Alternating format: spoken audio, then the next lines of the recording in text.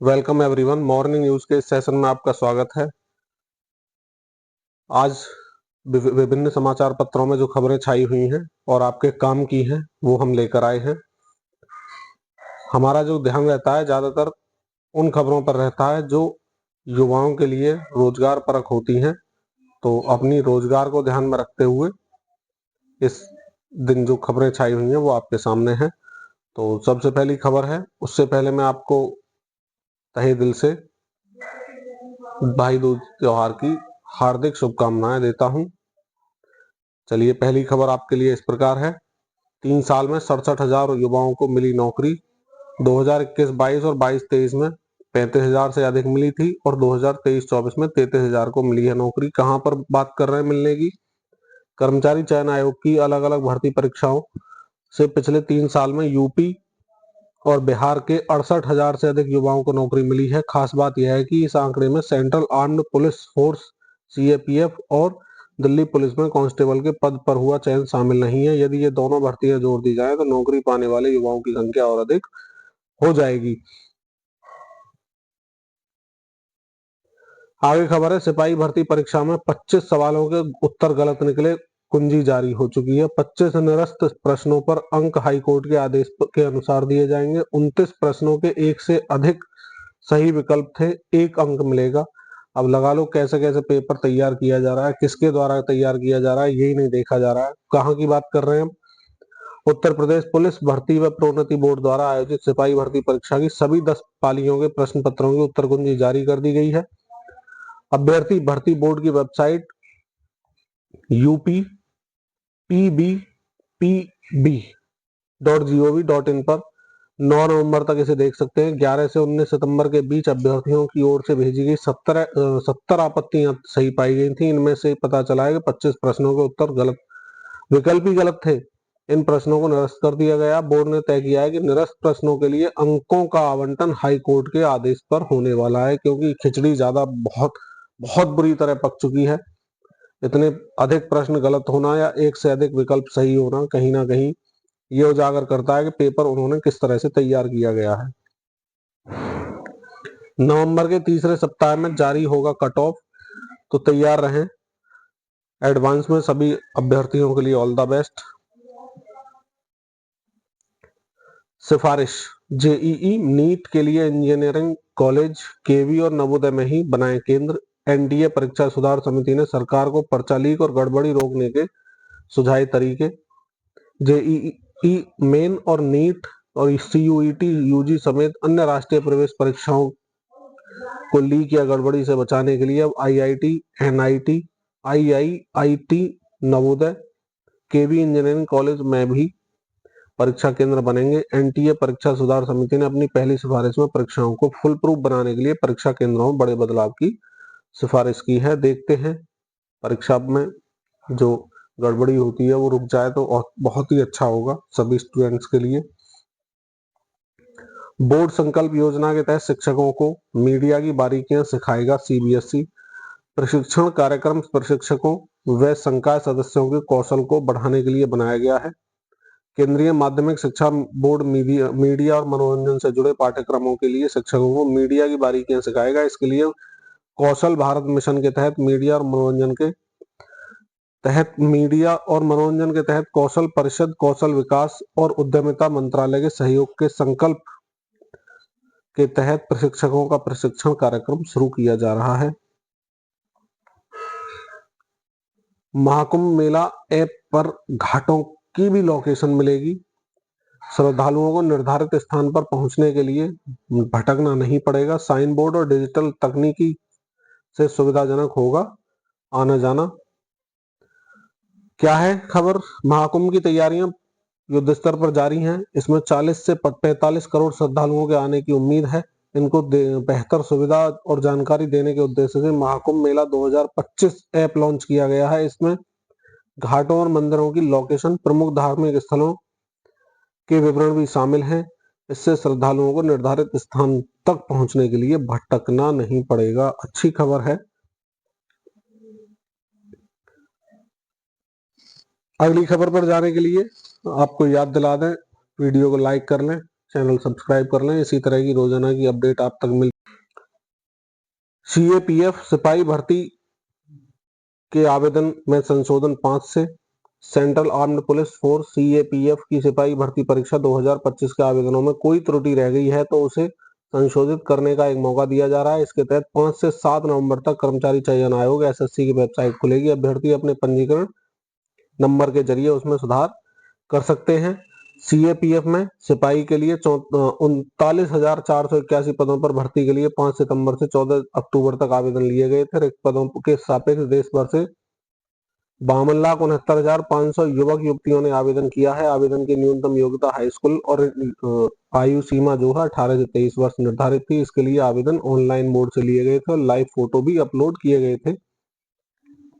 अगर आवेदन में आपकी कोई त्रुटि रह गई है, जैसे फोटो ठीक से अपलोड नहीं हुआ है, इसके अलावा कई के हस्ताक्षर भी निर्धारित फॉर्मेट में नहीं है, इसके अलावा जेंडर या वर्ग का कॉलम भरने में कोई त्रुटि रह गई है तो इस कारण वह छट जाएंगे। इनमें सुधार के लिए एसएससी की वेबसाइट 5 से 7 नवंबर तक खुलेगी, तो इस पर ध्यान दें और अगर कोई त्रुटि है तो उसे सुधार करा लें।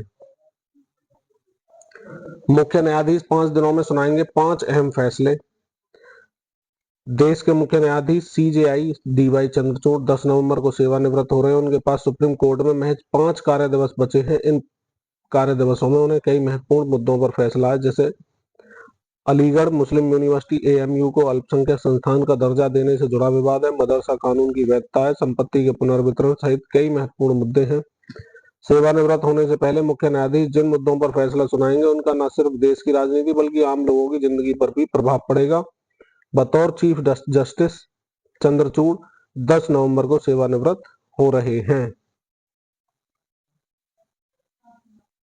आगे खबर है, अक्टूबर महीना 124 साल बाद सबसे गर्म रहा। 124 साल बाद आप भी महसूस कर रहे होंगे अक्टूबर में इस वर्ष काफी गर्मी रही है। यूपी में औसतन 3 डिग्री ज्यादा गर्म रहा। अक्टूबर कई जिलों में लगातार अधिक रहा न्यूनतम पारा।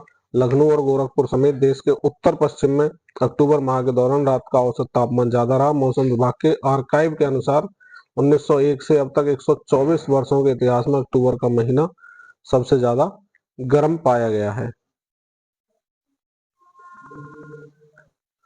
4,500 सीएचओ बहाली के लिए आवेदन 21 तक। तो ये बिहार पटना से खबर है। राज्य में 4500 कम्युनिटी हेल्थ ऑफिसर सीएचओ की बहाली होगी। इसके लिए राज्य स्वास्थ्य समिति ने विज्ञापन जारी कर दिया है। योग्य अभ्यर्थियों से 1 नवंबर से आवेदन मांगा गया है। आवेदन 21 नवंबर तक भरा जा सकता है। आप भी इच्छुक हैं तो जाएं और वेबसाइट पर जाकर अपने आवेदन कर सकते हैं। वेबसाइट है shs.bihar.gov.in। इस पर पूरी जानकारी मिल जाएगी आपको। आयु सीमा ईडब्ल्यूएस अनारक्षित पुरुषों के लिए अधिकतम आयु सीमा 42 वर्ष और महिलाओं के लिए 45 वर्ष है। एसएससी और एसटी वर्ग के पुरुष और महिलाओं के लिए अधिकतम आयु सीमा 47 वर्ष है। पिछड़ा और अति पिछड़ा वर्ग के लिए पुरुष और महिला आवेदकों के लिए 45 वर्ष है आयु सीमा अधिकतम। आवेदन शुल्क जो रहेगा, अनारक्षित ईडब्ल्यूएस पिछड़ा अति पिछड़ा वर्ग के पुरुषों के लिए 500 रुपए, महिलाओं के लिए 250 रुपए, एससी और एसटी के पुरुषों के और महिलाओं दोनों के लिए 250 रुपए आवेदन शुल्क रखा गया। दिव्यांग पुरुष और महिला आवेदकों के लिए आवेदन शुल्क भी 250 रुपए ही रखा गया है।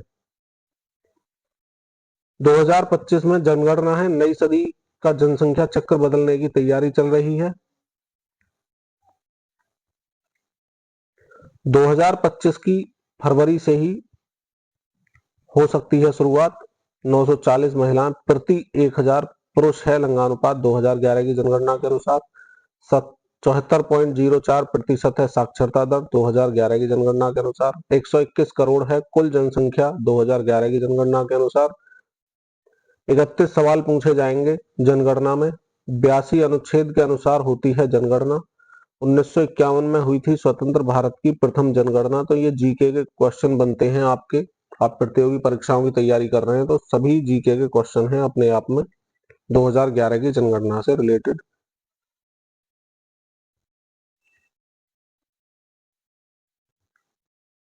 आगे खबर है, पीसीएस परीक्षा इसी हफ्ते स्थिति स्पष्ट होने की उम्मीद है। दिसंबर के पहले हफ्ते में प्रस्तावित है परीक्षा और असमंजस में अभी अभ्यर्थी। केंद्र निर्धारण के सख्त नियमों में उलझी प्रदेश की सबसे प्रतिष्ठित परीक्षा यूपी पीएससी की ओर से पीसीएस प्रारंभिक परीक्षा 2024 के आयोजन को लेकर इसी हफ्ते स्थिति स्पष्ट होने की उम्मीद है। अभ्यर्थियों को भी जानना होगा कि आयोग परीक्षा 2 दिन में कराता है या पहले की भांति ही कराता है। तो अभी स्थिति स्पष्ट हो जाएगी, तब ज्यादा पता चलेगा इसके बारे में। आधे से अधिक ने छोड़ी सीजीएल टीयर 1 परीक्षा। पूरे देश में पंजीकृत आपके सामने 36,73,543 में से 18,13,060 हुए हैं शामिल अब की बार जो 2024 में है। 49.35% रही परीक्षार्थियों की कुल उपस्थिति आरटीआई में दी गई है। ये जानकारी आपके सामने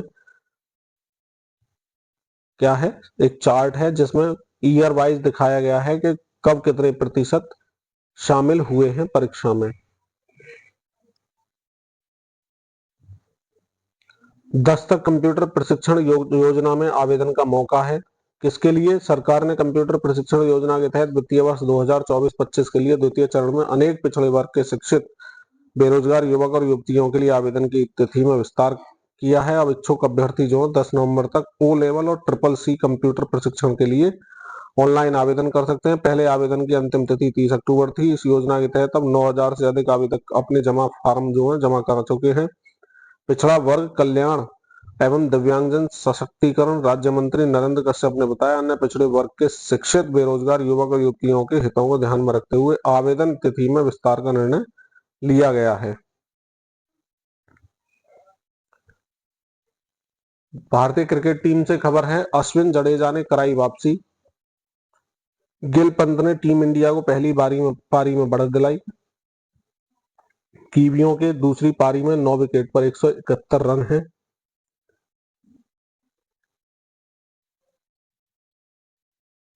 नब्बे रन की साझेदारी ऋषभ पंत और शुभमन गिल ने 5वें विकेट के लिए निभाई है।